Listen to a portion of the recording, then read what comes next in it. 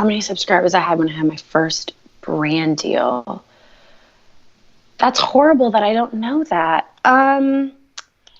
It was, I mean, somewhere probably around like 30, 40,000 maybe. Who was that somewhere around there. In the beginning, I did a lot of, I didn't know the YouTube world in terms of money. I didn't understand how much I could charge. I didn't understand even that I could charge. At first, I was accepting collaborations for product. So I would think, oh my gosh, like Bumble and Bumble is going to send me free shampoo stuff and conditioner. Yeah. This is so exciting. And I would do like videos and create content for brands, essentially for product. Because I didn't know. No, it's kind of like this thing that people don't really talk about. Everyone's very sneaky about it. Yeah. Which I don't love and think is the best for the community. I wish that I had someone that would have told me what my value was. At that point, I definitely didn't know what my value was. And I think a lot of people feel that way when they first start off. Yeah. They're not really sure how to maneuver and handle everything. Yeah. So, your first brand deal, was that one that you were actually paid, or are you saying that's one that they sent you free product? My first collaborations were all for product. All for product, yeah. Because I didn't know that I could charge money for things, which looking back sounds so dumb, but you just don't know. I didn't know. Yeah. You know? And at what point did you start charging? Do you remember? Trying to think like an exact moment. I feel like brands would start offering very, very, very small monetary compensation. And then I realized, oh, I guess I should be charging money for this. Yeah. And I would get so excited. Oh my gosh, you want to give me $100 for this? You know, I was like, oh my gosh, this is crazy. Yeah. But looking back, a lot of brands definitely take advantage of you as a new influencer and YouTuber. They know that you don't know. Yeah. And you're just so excited, and you know, you just want to do it. You're like, oh my gosh, this is so great. This is so exciting. But really, in the beginning, you get taken advantage of a lot. Me personally, because I was very naive and I just didn't know. Yeah. And that's the thing. Like, what would you tell somebody who is new? Maybe they have 30, 40,000, 50,000. They're starting to get these brand deals or these opportunities. Like, what would you tell somebody who's in that position? Because a lot of people are, because I have a free Facebook group of a lot of like YouTubers in there. And then I have also like a group of like a membership group that people pay in. And I get these questions all the time. And I'm shocked sometimes. I'm like, wait, how many subscribers do you have and how much were they going to pay you? Like, that's a lot of work. So it is, you're right. It's something that people, like a lot of influencers go through it. I feel like they're almost like afraid to upset the brand in a way. And they're like, well, blah, blah, blah. Like, what would you tell that person? I would just tell the person to try to figure out what their value is and what their worth is. Understand, if you're putting 4 or 5 hours into a video, maybe you're going out, you're buying the products, maybe they sent them to you. Try to figure out what everything is worth, hour by hour. How long are you editing? How long are you filming? Do you think getting paid $20 an hour, et cetera? Try to figure out like what your value is, what your worth is. If you're getting, 10,000 views on a video and all 10,000 of those people are very interested in the product. So for example, I feel like for me, I started off with just the smaller wavy hair niche community, right? But if I'm promoting a wavy hair product to 10,000 wavy girls, exactly. It's such a targeted group. It's not like I'm speaking to some people who have straight hair, some people who have black hair, some people, they all have my exact hair type. And so that you have to understand the worth of that and be like, oh wow, like that is what that's a gold for dreams brand. Of. Exactly. That's why influencers are so great, because it's like, especially having a niche is so great, because when it's something so targeted like that, the right products, they find you and they're like, oh my God, you're exactly our demographic, or, you have the right hair or whatever. all your subscribers are probably very similar. So it's like, right. It's like getting a mini gold mine for these brands. 100%, 100%. Yeah. Yeah, no, it's true. And also it's like you say, like, know your value in the sense of like the number of hours you're putting into it. Right. Yeah. Cause if you feel, hey, it's not even just the number of hours, because it's like a combo. It's like the number of hours, but also because if you have a smaller following, I think it is important to look at the number of hours, right? Because it takes a lot of time to put together a video. And for brands, yes, the number of views that video gets is important. The conversion, to sales is important. But at the same time, that's also content for the brand. The brand could repurpose and use, however they want, if they have, whatever based in the contract. So there's a lot of value to that. Maybe you are a micro influencer with, less than 10,000 subscribers, and, it's not going to be a viral video. But at the same time, there's probably quality content there that the brand can use in whatever way they want. And there's a lot of value to that. But then when you get to your size, when there is like actual conversion and people are buying, and there's a whole nother value there. So influencers, and I hate to use the word influencers, creators, whatever, they need to, like, the more of them figure that out, the less brands are going to be able to get away with it. There's always going to be people going to be like, oh, sure, I'll do $100, but it's like the more that influencers wise up, the more brands are going to wise up. So that's the only way it's going to happen. Right. No, that's a great point.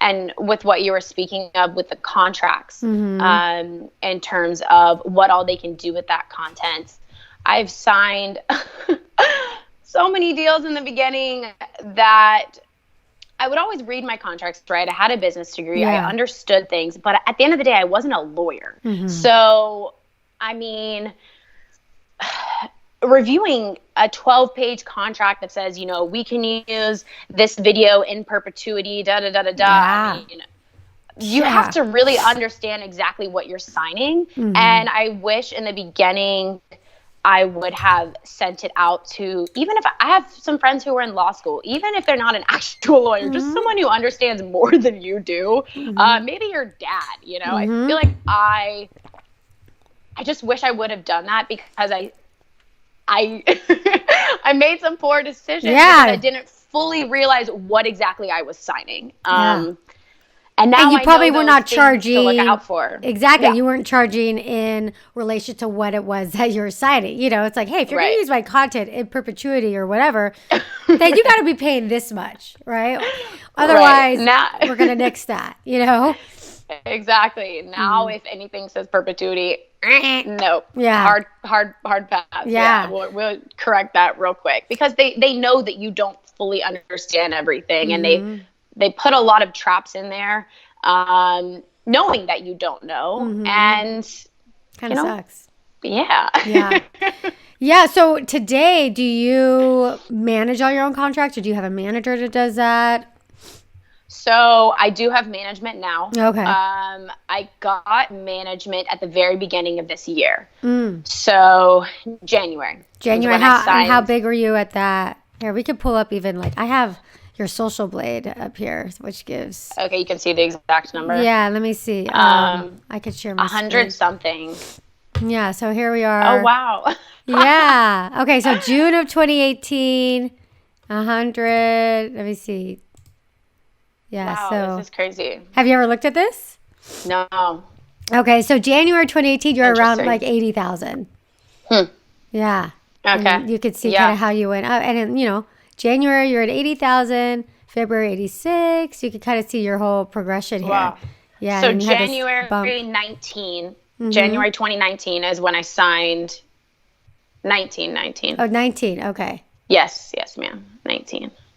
That is when I signed with them. Okay. Right, so you were at 150. Okay. Yes. Okay. I was looking at the wrong year. Got it. Yes. So I feel like, and as you can see with this chart, I feel like that really does show just like the slow and steady hustle of my channel. It wasn't like, some videos pop and do better and you grow quicker, but it's just been a slow hustle, which I'm personally proud of. It's not like I just had one video that I got lucky on. It's been a slow grind. Yeah, it really has. It's been very consistent, your growth, because it's funny. I'm interviewing somebody later on today, and then you should see her chart. It's like flat and then boom, like up, and then boom, boom, boom. So, which is great. Yeah. Everybody, like you said earlier, everybody's growth is so different. And yours has been actually 100%. But yours has been consistently growing, which is good too. You don't want it to be like consistently, it's consistently like kind of going up. And here you had a little bit of a spike, and we could talk about that too. I think just not too long ago.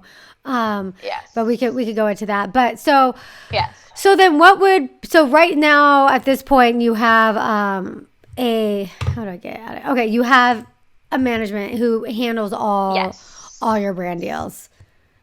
Yes, because I basically was just getting so many offers coming in that I was worried my content was going to be just like over-sponsored essentially. Yeah. And it would just be like, okay, I wasn't sure which deals to take, which not to take, like what would be the best moves for my career. And like I said, the contracts were getting more and more complex, more and more detailed, long. They were becoming more like, 12-month campaigns as opposed to just one-off. So they just got more and more complex, and that's when I reached out to a manager. So you reached out? Yes, I did. So I actually found her. This is my recommendation for finding a manager personally, because it worked for me. I reached out to a brand that I worked with a lot, their PR person, and I said, who of the girls that you work with, whose manager has stood out to you the most? Whose manager has been just like really impressive, on the ball, like really getting the most money out of you? Like who has really stood out and just like impressed you? And she said Lisette. And so they're chic influence, and they're phenomenal. And at the time, they're two Latina women, and they were only representing women of Latin heritage. And so I called her. Yes, and so I called her, and I was like, hi, I know that you only represent Latin women, but I'm engaged to a Latin man. I'm an honorary Latina. Please represent you. Please represent me. I've heard you're amazing. And she was like, oh, girl, like we need to diversify. Like this is great. Yeah. Like this is perfect. We've been looking to diversify. Awesome. That's amazing. Yeah. But I think it's a great way to find someone like who stands out the most above the rest. Yeah. That's so smart, and that's such a good idea. And a lot of people are, they're very I don't want to say passive, but a lot of people, when you hear, they're like, oh yeah, somebody reached out to me, or somebody reached out to me. I mean, that's a very proactive approach, and it's worked. It really has. It really has. I feel like it's super important to have a team behind you that understands your channel, supports you, lets me say no to whatever I want. They don't ever say like, no, we need this deal, or if I don't feel like it aligns with me, or I don't like the products after I tested them, whatever, like they have never once been pushy or anything like that. And I have heard of girls saying like, well, I did this deal because my manager said like I had to, it was just too much money to pass. And I don't ever want to be put in a position where I have to compromise the my integrity morals of your channel, for money. Yeah. Like, that's ridiculous. And so it sounds like you have a good relationship with your manager, and I think that's really important. Do you guys, how often do you talk, or does she like only bring you things that like, or does she say, here it is, or how does that kind of relationship go? We talk every 5 seconds. I talk to her more than I talk to them more than anyone else in my life, frankly. I'm sure they're probably sick of me by now, but it's great. It's great. They're amazing. So we text a lot. We do emails, but we mostly text if it's something that needs a response really quickly, and they're great. I love them. And then how many sponsored videos or do you do roughly a month? It depends on it depends on the products and the offers that are brought to me. So 1 month I might do none because I didn't like the products, or it didn't work out. Maybe exclusivities were overlapping with another collaboration, things like that. 1 month it could be every other video, and then the next month it could be none. I really don't. I don't do like, okay, every other video is sponsored. There's not like a routine to it. It's just when it's a right fit, I do it. And I feel like my audience knows and trusts that if I am talking and promoting about something, I genuinely love it. Because there's been months on YouTube where I haven't done a sponsored video because it wasn't working at that time, you know? Yeah. And so at this point, I'm assuming, are you still living at home with your parents, or have you moved out? Or you kind of supporting yourself, or where are you at with that? I've got a condo. Oh, okay. I'm proud. I'm a proud condo owner. Oh, you bought a condo. Yes, ma'am. Oh, good for you. Thank you so very much. So, I mean, it's just crazy because it's like, I'm going to graduate from college. I'm going to give myself the end of the year. And then you did it. Yeah, it's wild. Yeah. It's wild. I feel very lucky, very thankful. I mean, I've definitely put in the hard work, trial and error. I've been through it, but I just feel so blessed. So what percentage of your income would you say is coming from brand deals as opposed to the AdSense?